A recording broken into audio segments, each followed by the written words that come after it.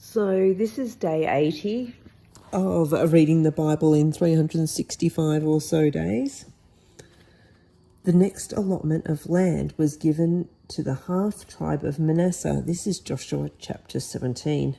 The descendants of Joseph's oldest son, Micah, the firstborn of Manasseh, was the father of Gilead. Because his descendants were experienced soldiers, the regions of Gilead and Bashan on the east side of the Jordan had already been given to them.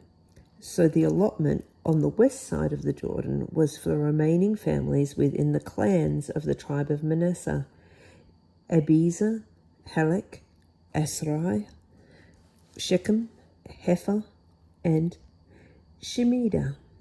These clans represent the male descendants of Manasseh, son of Joseph. However, Zilpah, a descendant of Hepher, son of Gilead, son of Micah, son of Manasseh, had no sons. He only had daughters, whose names were Mahlah, Noah, Hoglah, Milcah, and Tiras.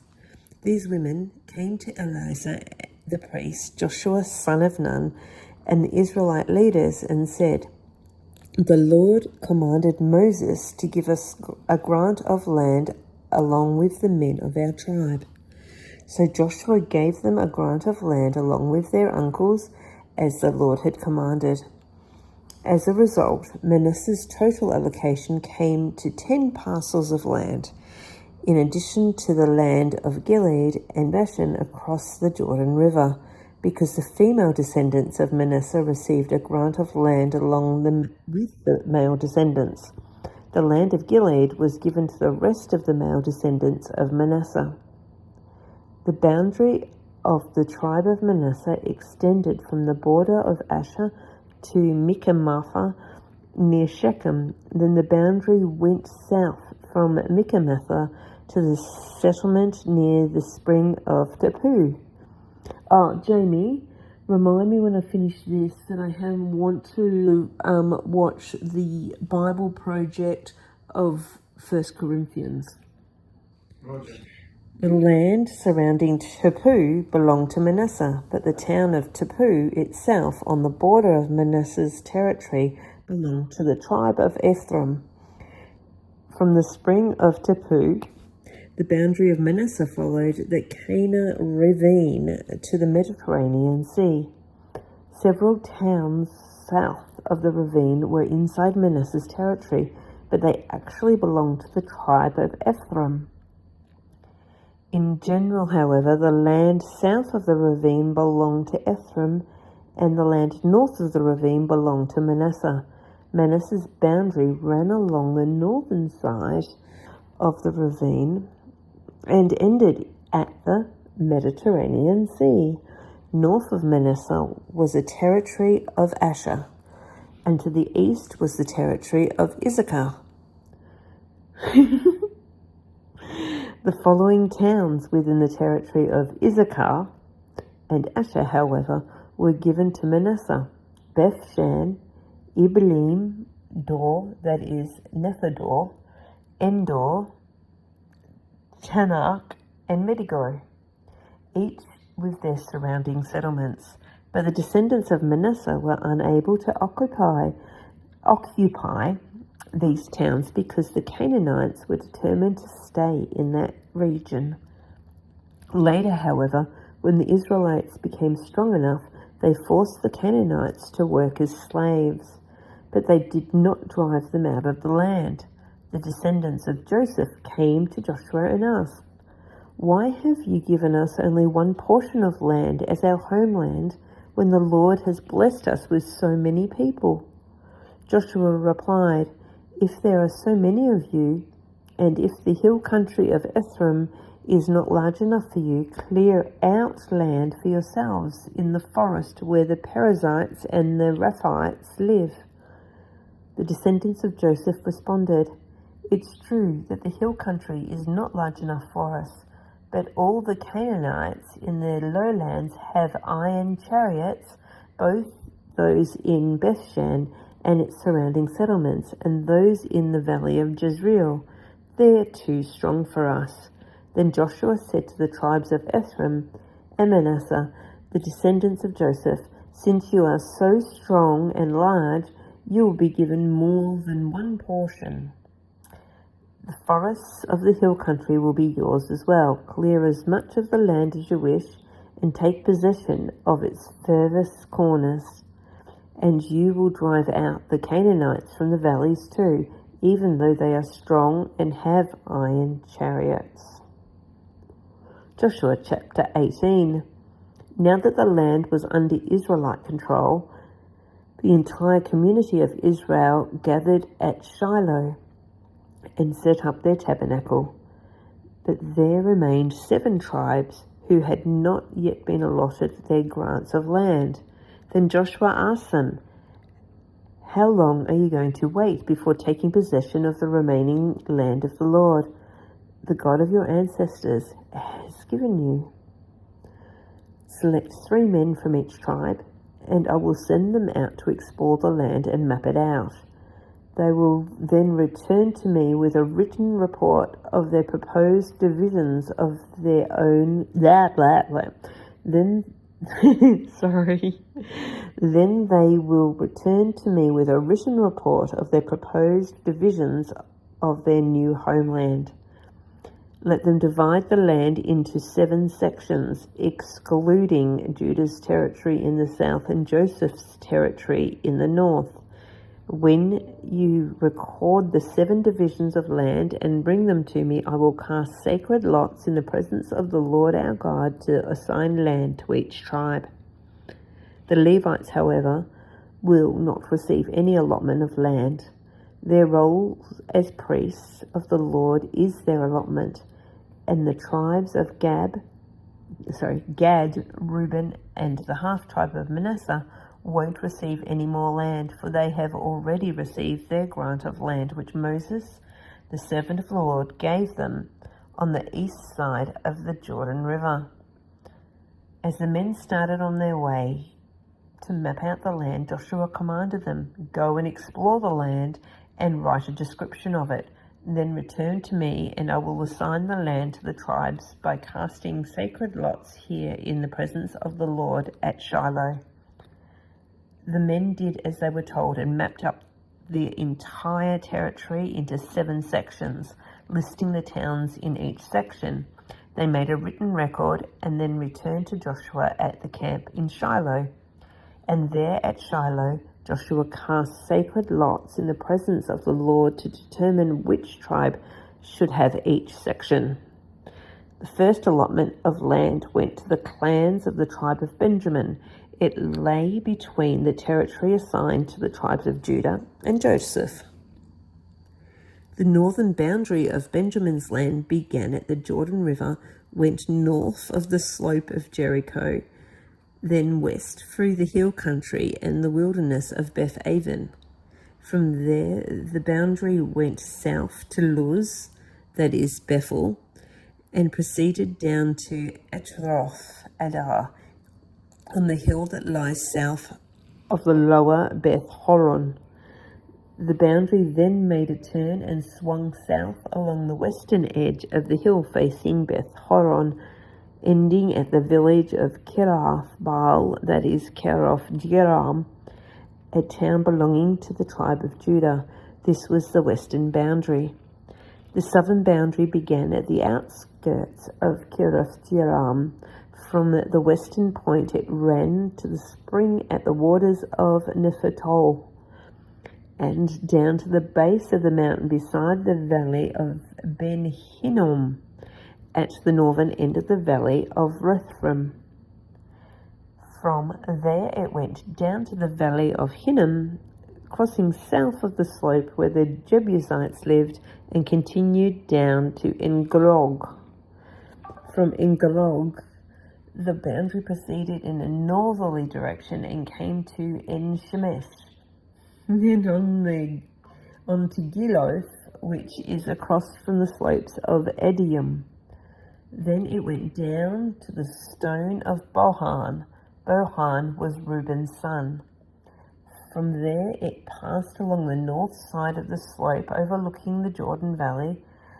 The border then went down into the valley, ran past the north slope of Beth Hogol, and ended in the north bay of the Dead Sea, which is the southern end of the Jordan River. This was the southern boundary. The eastern boundary was the Jordan River. These were the boundaries of the homeland allocated to the clans of the tribe of Benjamin.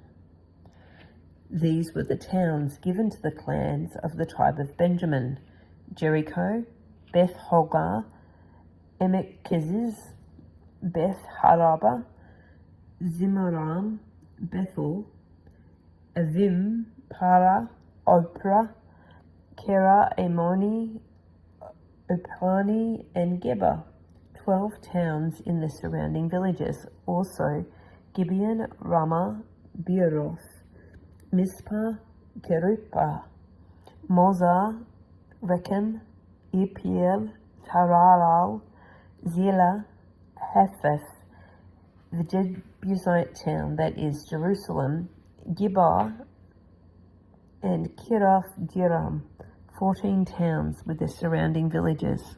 This was the homeland allocated to the clans of the tribe of Benjamin. Joshua chapter 19.